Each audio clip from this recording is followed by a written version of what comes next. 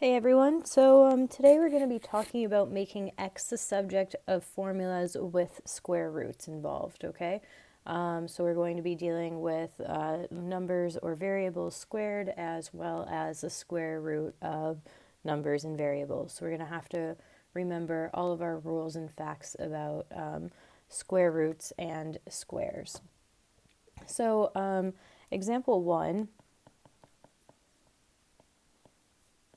is going to be x squared plus 5 is equal to 9. And our goal is to make x the subject.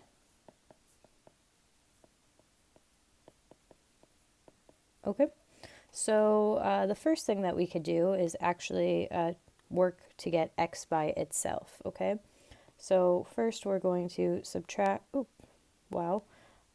are going to subtract 5 from both sides, and now we are going to get x squared is equal to 4.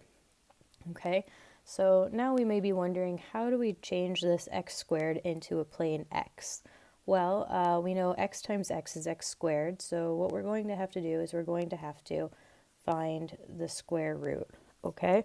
So the square root of x squared is x, and luckily we're dealing with a nice number here, and this with 4, or the square root of 4, and the square root of 4 is plus or minus 2, okay? And this is our final answer, okay?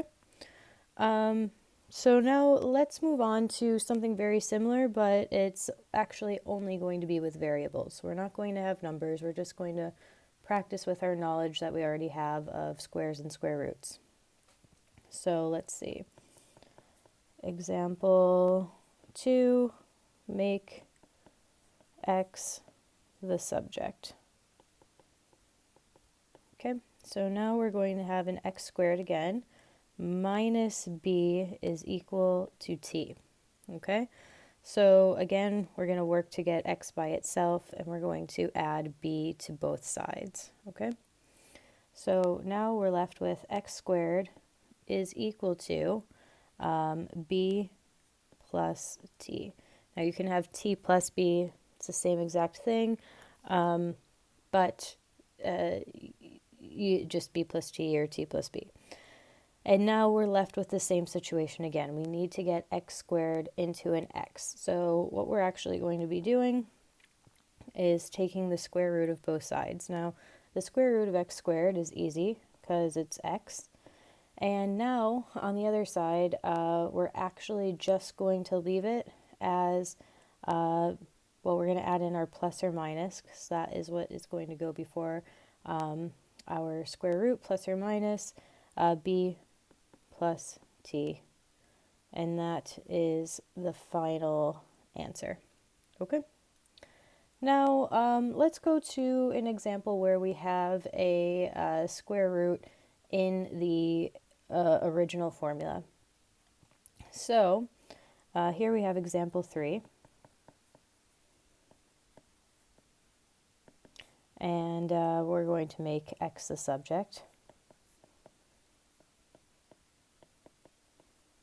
as always. And our example is going to be the square root of x plus 2 equals 7. So now we have to work on getting x by itself, but in order to get x by itself, we have to get rid of this square root sign. So to get rid of the square root sign, we have to square it. So we're going to square this side, and whatever we do to one side, we do to the other. So the square root of x plus 2 squared is equal to x plus 2. And 7 squared is 49. Now we're going to subtract 2 from both sides, and we get x is equal to 47. Now let's just do one more example that is incredibly similar to this, except for we're only going to have variables and no numbers.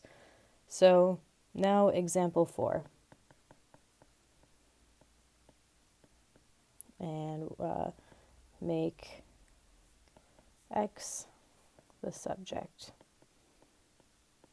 Okay, So now with example 4, we have the square root of x minus c is equal to m.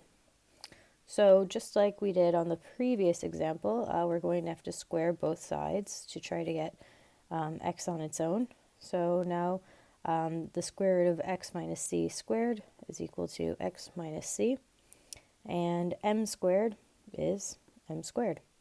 So now we're going to add c to both sides, and we have x is equal to m squared plus c, final answer. Okay, that's it for today. If you have any questions, please let me know, and I'll talk to you later.